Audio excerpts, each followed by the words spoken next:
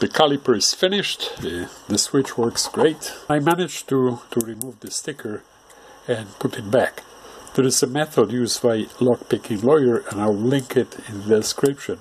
However, I would suggest be careful with dosing with alcohol, dentured alcohol too much, because you don't want the alcohol to soak up the internals.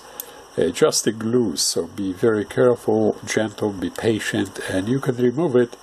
And after removal, you can place it back, stick it back, so it's almost like new. In this caliper, the traces are slightly different, so I'm going to use the positive right here and cut the trace right here, and then solder a wire to this part and to this part, and then run it and probably place it right here. That's the best access, the best place to put it right here, which will be under the display. So I'm going to cut it and solder the wires.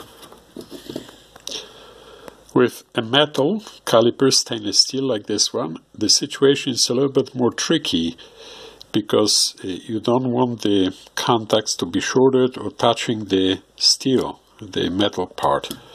So what I'm going to do is put this switch, there are a couple of little indentations in the plastic, this one and the one near the edge. So the way I'm going to put the switch will be that the indentations will accommodate the terminals.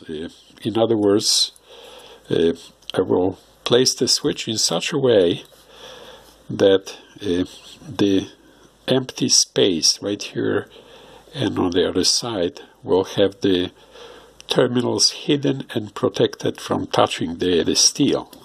So I'm going to do it right now. The soldering is finished. It's ready to be tested. Looks like the little indentations were sufficient to hide it away from the metal.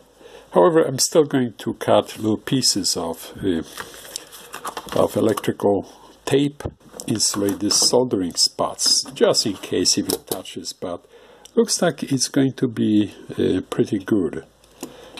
I don't think it's going to touch anything on the side, on the stainless steel side. But just in case, I will cover the two spots with white electric tape. And because this is not moving, this is not going to wear out, it will be fine. Right now I'm going to put the battery and check it out. Check the switch. The switch looks okay.